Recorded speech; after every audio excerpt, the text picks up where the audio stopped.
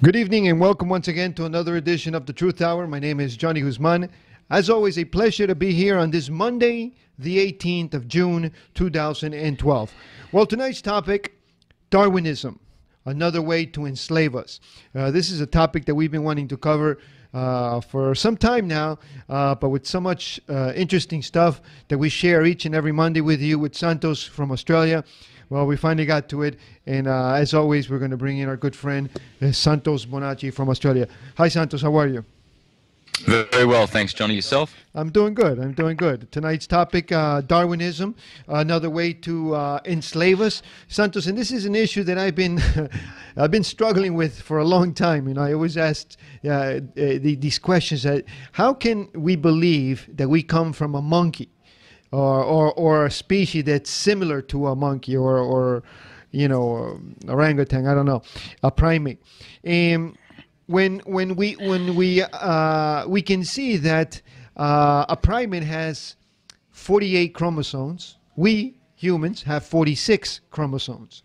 So I never understood that concept, how, you know, we came from an ape-like creature and we evolved. And not only did we evolve as to the human beings that we know of today, but we also evolved into different races. So, you know, I don't see the correlation between an ape and a Chinese person, or a black person, or a white blonde person.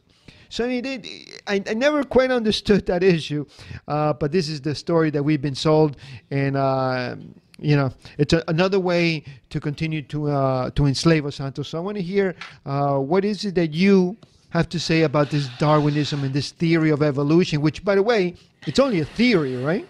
It's not a known scientific fact, let's say. It's a theory, just like the word says it. And this natural law, the strongest, the fittest survives, which is another way of, you know, preparing us for, like, listen, you know, only the wealthy continue to live, and they're the ones, the powerful, and you guys, the weak, well, eventually you're going to have to die because you're just not fit to survive with the strong. So, Santos, let's start with that, with Darwin. What is your take on this? Yeah, well, Darwin is one of those scientists who suffer from studying effects rather than causes. If you go around looking at all the effects and you don't pay any attention to the causes, like a true occult scientist will do, because they look for the occult, the hidden, the cause. That's what occult philosophy is all about. Because he's looking at the physical plane and knows nothing of the spiritual plane, the great scientist Walter Russell said, if you leave God out of the equation, you fall, like, and you fail, and you shipwreck your knowledge. It's a complete shipwreck. Like, Darwin is a shipwreck. And he might sound clever, and he does. I've read a little bit of Darwin's stuff, and he sounds pretty sophisticated and everything like that, but he's only a student of effects. So what does that mean? Well, he sees some similarities in some of the apes, and he sees with human beings, and he sees the potential for us to have come from the apes, although there's missing links. So he's obviously left God out of the equation, God being the cause. And so what he doesn't understand is that spirit, as it involves and as matter evolves, you've got an involution and an evolution, and they meet in the middle, you see. As the spiritual patterns come down and mesh with matter to give life to matter, as we develop, you see, as the planets develop their consciousness, what they do is they develop the mineral, the vegetable, the animal, and the human. As that happens, the patterns patterns are forever introducing new forms of life into that particular planet, you see. So the Earth has had different, many different developments of human beings. It has produced many children, you see. And she invites the spiritual patterns, the cause, to give life to her matter, the elements. You see, so the progression of development is not a material, unconscious progression. You see, so what Darwin suggests is that unconscious inert matter, by accidents, stumbled. It gave us, an organic soup, and then organisms come out of that soup, and then develop limbs, and so the fish then became amphibious and started walking on the land and developing limbs, and then from there we got mammals, etc., from unconscious matter. You see, from basically matter that doesn't think and everything like. If he had have studied the causes, he would have realized that the universe is pure intelligence. Everywhere in the universe is pure intelligence. And he would have been able to explain that intelligence, as that spirit meshes with matter and gives life to matter, not that it doesn't have life, every atom is a thinking, vibrating, living thing, you see. So he would have been able to explain much more completely the problem of development and what he calls evolution. You see, and that's what scientists like Walter Russell have done in his book, where he says, never must we leave God out of the equation, the cause. He also attributed this problem to Newton. You see, Newton and his apple. Newton studied the effect. The apple fell, and so there he said, well, that's gravity. But that's only half true. That's only half of the truth, you see. What he went on to say is Newton's apple was not attracted to the ground by gravitation. The high potential condition of that solid apple sought a similar high potential condition. That is to say, it fell towards the earth to fulfill nature's law of like seeking like. Had Newton sat with the apple for a week or two, he would have seen that that same apple rise into the heavens as a low potential gas, seeking a like low potential position to balance its electrically divided state. The rising of the decaying, expanding apple again fulfills nature's law of like seeking like. So many of these great scientists have suffered from this problem of studying effects rather than causes.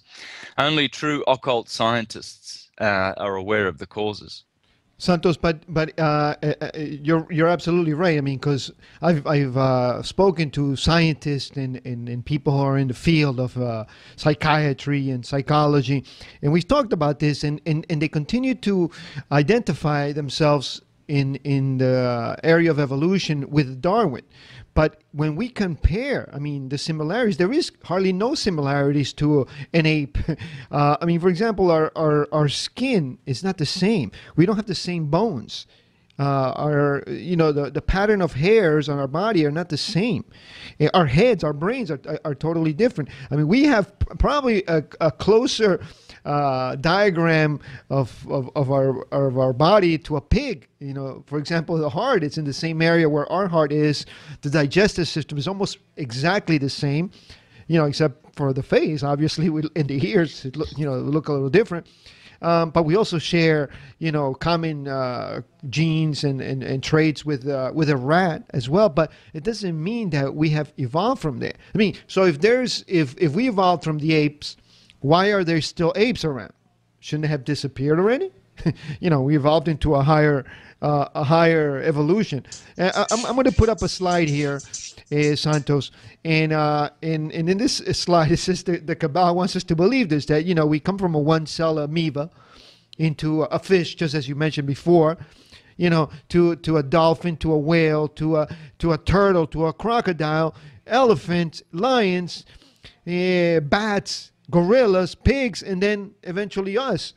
But these animals are totally different, Santos. I mean, take for example a dolphin and a bat.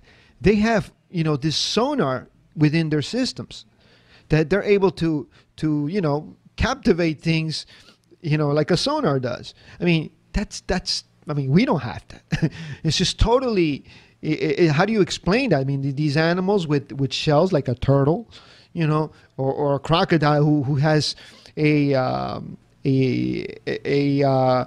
air of a prehistoric animal. I mean, which, by the way, that's another thing. What happened to all the dinosaurs? I mean, they sold us that idea that these meteors came and they destroyed the earth, everything got frozen. Only the dinosaurs died, but no other animals. What happened to the other animals? So I mean, it's just a total distorted view of how we perceive ourselves. Where do we come from? And unfortunately, we still have. I mean, the atheists, for example, they're big Darwin fans. Obviously, as you said, they leave God out, but they'll die believing in their Darwin. So how do we argue with this with someone who's so fixed on this idea we come from apes when we're obviously we're so different than an ape or a primate? Yeah, well, look, these educated types, it satisfies them because they work from the left brain, and it's logic and reason, logic and reason. Intuition has been detached from their schooling and their education. Hence, they don't look for causes. They look for effects, you see. And they want to reason and have theories about all of the effects. And they'll be doing this forever learning, never coming to an accurate knowledge of the truth. There's only one way for these people to be saved from their stupidity, and that would be to embrace and accept occult science. Guys like Walter Russell, geniuses like that, Thomas H. Burgoyne, they explain. There's a great scientist that I love, Michael Cremo. I think I have one of his DVDs here. There we go, Michael Cremo.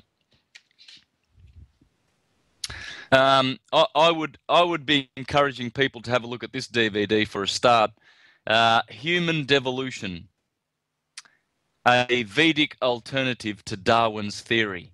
A Vedic alternative to Darwin's theory. Michael Cremo is a great scientist. Cremo is spelt Cremo. I'd be getting into truth tellers like this because they study causes, you see. And things like the dinosaurs and all of those things can be explained, you see, as the planetary development and evolution takes place, as she brings a wave of consciousness through, and as atoms or souls incarnate, as they incarnate, they incarnate always in higher forms, you see. So our atoms, our human atoms, have tasted animal life, vegetable life, mineral life. When spirit devolves and involves the involution, it firstly tastes of the mineral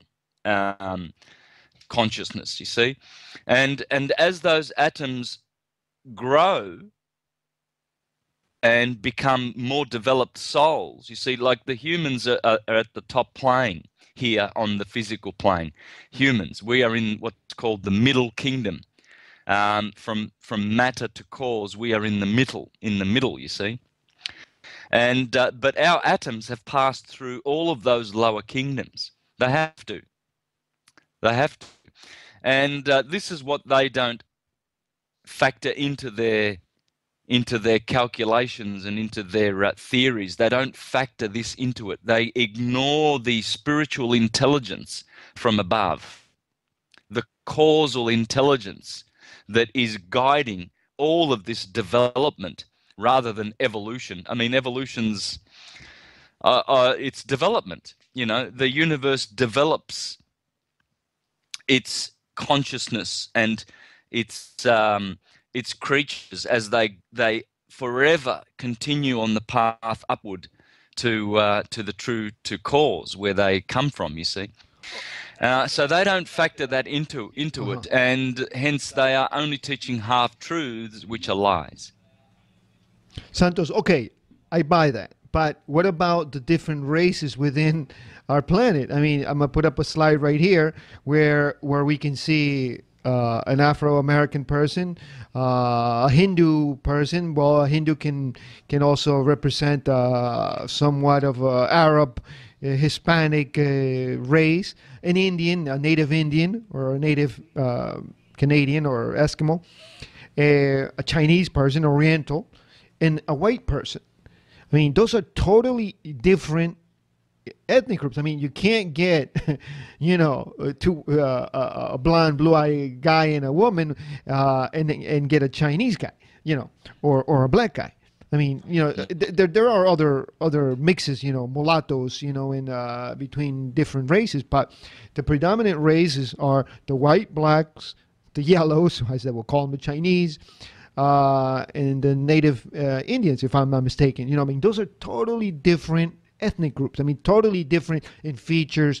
So if what you're saying with the spirituality and God and involution and evolution, when they meet, but how then does this divert into a different race?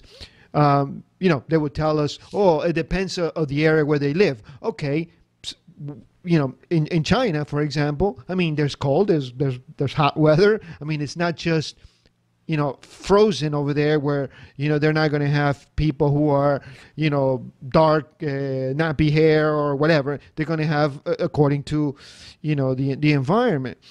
So, how do you explain that? Or how does Darwin explain this? Well, these races have developed in the solar system, and the planets are responsible for the different races. Every different planet. Saturn is responsible for the dark people. Mars is the red tribes. Venus is your whiter skinned people, etc. It's all solar. It's all a product of the solar system. The solar system has given us the races and the planets therein. That's what occult science teaches. But Santos, can you explain that a little bit, because that's a little hard to understand. I mean, I kind of understand you, but for someone to hear that, I mean, how would that influence? I mean, I can understand the influence in our perception, in our traits, in our ideas, in our the way we have our emotions. I don't know, but in the physical, I mean, how does Mars influence? How does it create the red people? Can you explain that a little bit more? Yeah, well, it's the vibration of that planet that has nurtured those souls. You see. And before that, of course, those souls came from somewhere else. Unconditioned conscious comes from somewhere in the universe. Now, we know that people come from, on this earth, they have come from the Pleiades, from Sirius, from the Draco system, from Vega, a very, very prominent star in the northern skies. And so we know that we know that we have been seeded from all parts of the universe, and we have our development takes place on all the different planets. We've all lived on the different planets. We've all shared in our development on a different planet, but not as lower forms. If when our bodies went through the animal stage, that would have happened on another planet. You see, but Earth now is hosting all of the races at this particular time, because it's a special time where we round out all of our development and proceed out of the solar system after this, hopefully. So the different races have had different levels of development on each of the planets. I guess it's a little hard to understand, because obviously the story that we've been sold to is that, or at least even some of the awakened people say that the native race was the black race at one point, but that's still hard to understand how out of a black race comes an Oriental or a white blue-eyed person. Do you know what I'm saying? I mean, so Yeah, how far back well, do they we? don't. They don't really. They don't. They come from the causal patterns that they incarnate into. It's all done. It's all taken care of from the causal realms. It's not something that grows and develops from the material. It's something that is happening in the spiritual. You see, science has ignored the spiritual aspect of all of this for too long now. We used to be aware of this, and we used to teach it in our mystery schools, etc. But Rome shut that down for the very purposes of controlling mankind and teaching people, educating people in the materialistic way, ignoring God altogether, because of course they're promoting that logic and reason has come along to save the day.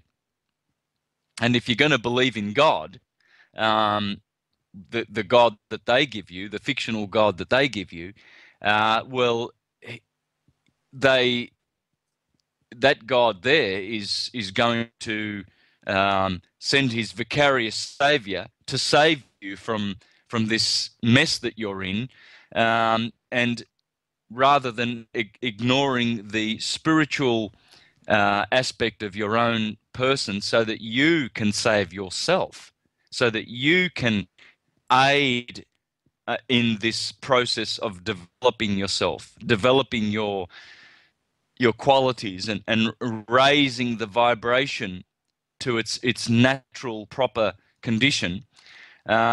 So what they're doing is they're causing this division in our minds. On the one hand, they give us half-truths and theories like evolution, and then they throw God, your Redeemer and Savior, in your face. So it's all confusing. Whereas what they should be teaching is that we are developing our Godship, and it's up to us. And that's what will save us. And that's what will help this process of evolution or whatever, development.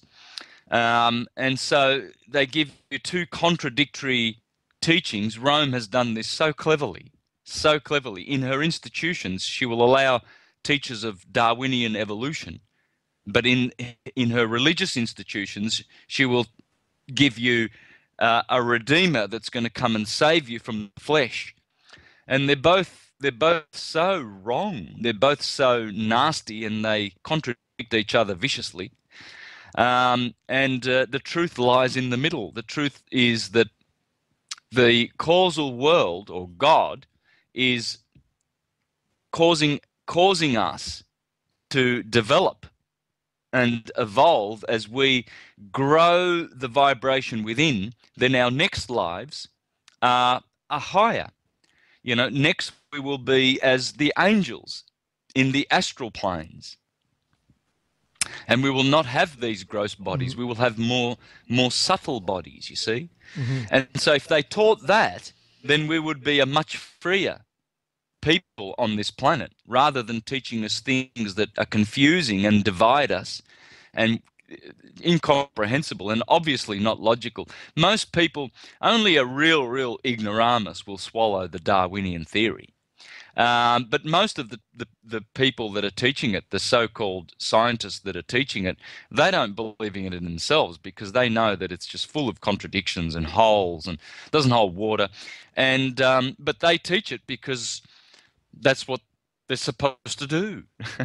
Just like the priest at the local church that teaches his vomitous version of Christianity, which contradicts the priest in the church on the other corner, and all of them, they're all just so divided. There's 30,000 different churches in Christianity alone, and they're all teaching a different salvation process. So they don't really believe in it themselves. There's cognitive dissonance everywhere you go in this world. You know, cognitive dissonance is where this thing is educated one way, but this brain just intuits that it's just not right. And if they only allowed their intuition to breathe and to be able to escape this world of indoctrination, we would be in a much better place in terms of all these theories. So essentially, Santos, they given us sort of like the Republican, Democrats, right, left, same over here, right? God and evolution, just to keep the masses confused. I mean, one of the questions I think that people should ask is, like, who financed Darwin? I mean, to travel all over the world, that costs a lot of money, right? And to go in a boat and to stop here and there, and I mean, that's a lot of money. In addition to that, he comes from an Anglican background, a religious background. He was starting to become a pastor, an Anglican pastor, but eventually, supposedly, the story goes that he decided, he was a free thinker, so he went the other way. So I mean, so he implements in a certain way as well his religious point of view, and like I mentioned earlier, this whole survival of the fittest. It's all manipulation, and it's just preparing you just to think that way. And if you don't believe in the religious, in the God of the Vatican or Rome, then you must believe in this other method, in which in both cases are wrong. Now, Santos, what about?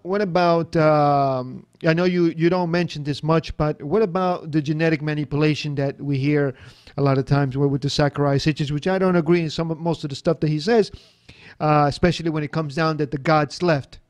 I don't believe they never left. I believe they're still here somewhere, continuing to manipulate certain groups of people. But what about that whole notion of genetically modified? Does that fit into this, or it's just, as you're saying it, the influence comes from above into the development of these different races, like the Chinese, the Native Americans, the black race, the white race?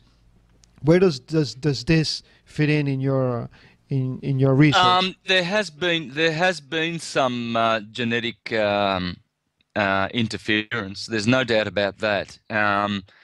Who exactly? I don't know. I don't know where the genetic interferences come from, but yeah, they've been doing up to their tricks. The solar system is governed by many spiritual entities.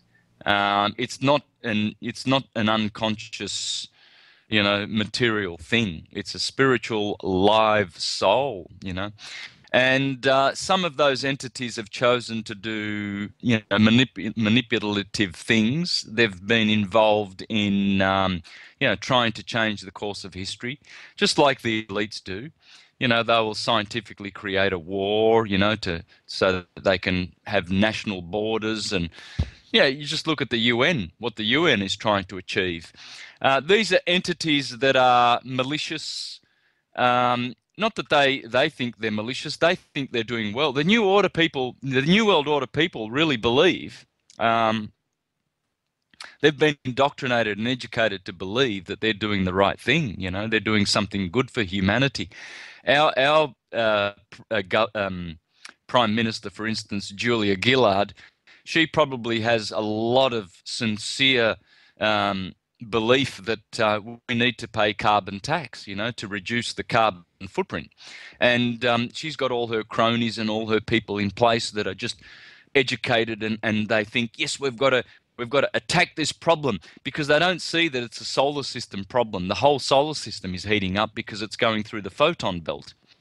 So they see it as a local thing, and they've been educated to see it like that, because the people behind them pulling the strings, they stand to profit, because they are the ones that are going to be receiving the taxes, you see. So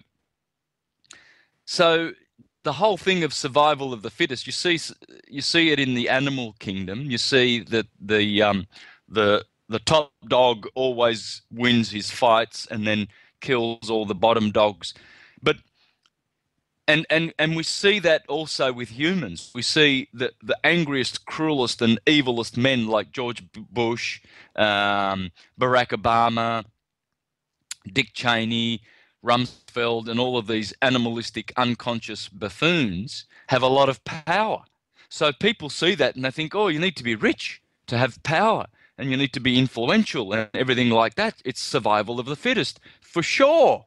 But it's not, because these people don't have any spiritual evolution. They don't have any spiritual development, and all of their power is down in the lower chakras. And it's exactly the opposite. The exact opposite is the truth. In the gospel it says, he who wants to be master must be the servant. You must humble yourself to be something in God's eyes. What that means is, if you want to really, really succeed and really develop as a godlike being, and to achieve the highest potential in every way, you must be humble. You must go the other way, rather than arrogance and greed and power and wealth and everything like that, which only leads to destruction. One must go within. You see these monks that are living hundreds of years in the Himalayas, and people who are truly powerful, they have recognized their spiritual causal power rather than their physical base, you see. These Darwinian people, they have been educated to see that, if you've got 6 Ferraris and 5 Rolls Royces and so many properties, then you can go to DC and you can start, being heard. You'll be heard when you're in this world, when you're a tycoon, one of these wealthy, very, very powerful businessmen. They are respected and looked highly upon, and we listen to them because they're successful. Wow, they got rich, you see. So survival of the fittest is with the ignoramuses of the planet. It's true for them. It's their religion, and it's true for them. But for the spiritual person, the spiritual individual, the opposite is true. They go within and they lose the material wealth and they gain spiritual wealth. And these are the ones that will ascend, whereas the other ones that are sticking with the Darwinian survival of the fittest, they will be reincarnating for many, many, many, many gazillions of years, never really understanding the true way of release from these fictions and lies, which is to go within, and they will always be suffering the pains that come with that kind of thinking. It's very materialistic thinking. That's simply how I can put it. There's 2 ways of thinking. There's materialistic, logic and reason, and then there's intuitive spiritual, which is the one that truly saves. Yeah, I mean, in the animal kingdom, as you said, Santos. I mean, if I'm not mistaken, I think the only or one of the few that does do that with is the lions. You know, they fight with each other, and then eventually they kill the cubs of the others. But in other animals, you know, they fight with each other to get the herd of the females and to control the females. And but I don't believe they kill other animals just for the heck of killing like human beings do. So I mean, Mm. we are evolved, and I think even the sleepyheads understand that we are a little higher on the scale of evolution than animals, but yet it's acceptable for us to go kill other people just for the heck of it or in the name of God, you know. But I want to share a story with you, Santos. I was speaking to a young guy. Well, he's 30 years old now. He's from Argentina, Patagonia, and he was telling me a very interesting story. He was telling me that he was diagnosed with schizophrenia for many years, and he was explaining this to me. He was writing to me, and then he says, "But I got rid of schizophrenia." And I was like, "What? How did you do that? Please explain. I want to hear this." He says, "Well, I came from a very religious family, extremely religious, where I was, you know, indoctrinated day and night, you know, the Roman Catholic tradition and blah, blah, blah, blah, blah." He says, "I was so confused. I couldn't think straight. I was afraid to speak to women. I was, you know, I was so introverted that eventually my mind just went nuts. I was talking to myself. I was, you know, the signs of a schizophrenia." And I says to him, "But did you take pills?" He says, "Yes." He says, "Well, so were you able to get out of that?" He says, "Well, I found someone and I fell in love with, and she was older than me, and my family disowned me because she was older than me, and that didn't go into the format of the good Christians. But you know what? I have no schizophrenia now, because this woman loves me and I love her, and I don't take pills anymore." He says, "Yeah, maybe you don't believe me." He says, "But this is true." He says to me. Mm. So I said, "Wow, you know." Yep. Yep. Love cures all things. Love heals all things. If he's been so blessed to find that love, he will find love actually balances out those things, because it's the lack of love that causes people to to dwell on what they don't have, and the love that they don't have, and the hurt. There's a lot of hurt that comes with that, and it gives them that dualistic. You see, they see love around them everywhere, butterflies and flowers, and but there's a contradiction. They don't have love, you see, or what they perceive to be love, unconditioned love from another person. So love has that healing effect for sure. That's why if you're suffering with schizophrenia, or you're suffering with any kind of mental problems, never ever go to a doctor. They've got no idea. They are buffoons that study effects also. Um, I would be seeking a natural remedy, or I would be seeking, to let time cure that pain. And because drugs are only going to, cause it to go, the problems to go deeper and deeper and deeper.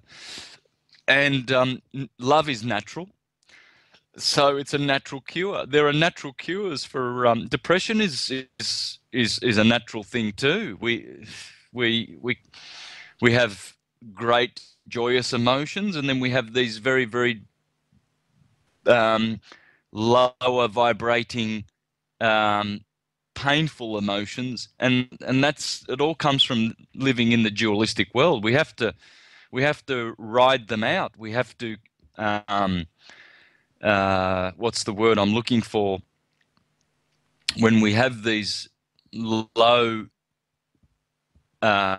feelings and sensations, we need to just persevere with them, and eventually they will sort themselves out. There's no remedy or cure with any of the drugs. They're chemicals. They only cause more complications, you see.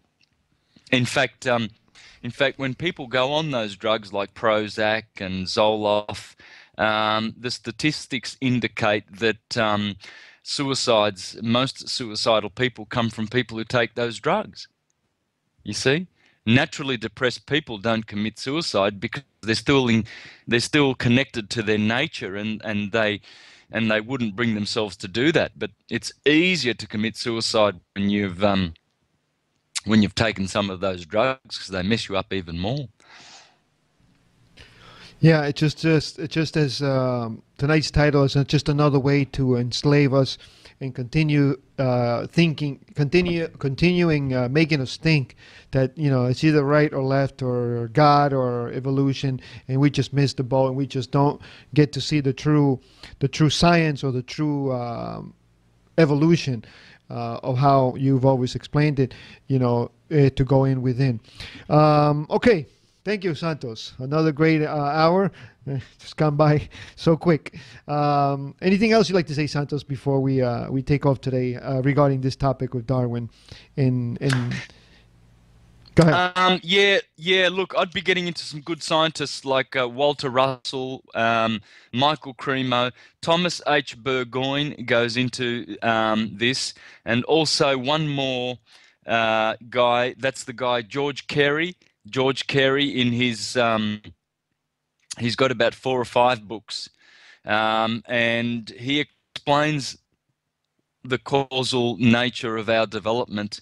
And I'd be encouraging people to study those guys rather than the paid, educated types like Darwin, etc., that have been paid by the institutions to teach these half-truths. Yeah, Darwin and Freud, and among many of these other folks who are on the same path. Okay, Santos, thank you very much. Always a pleasure.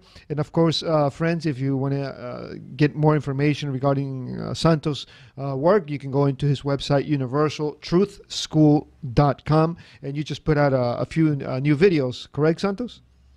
Yes, the new one is called Lawful Awakening, and part 2 of that video will be released within the next week. Okay, very good, Santos. Thank you very much once again for another great hour. Thank you, Santos. Ciao. Thank you. Okay, folks, that's going to do it for us. Just want to remind you, for all of our previous programs, go to our YouTube channel, QL Television. Send us your invitations to Facebook as well, to QL Multimedia, and there you can keep up to date to all the stuff that we're doing here on Quantum Leap Television. Okay, so that's going to do it for us. Have a good night, and we'll see you tomorrow for another edition of The Truth Hour in Spanish. La Hora de la Verdad. Ciao.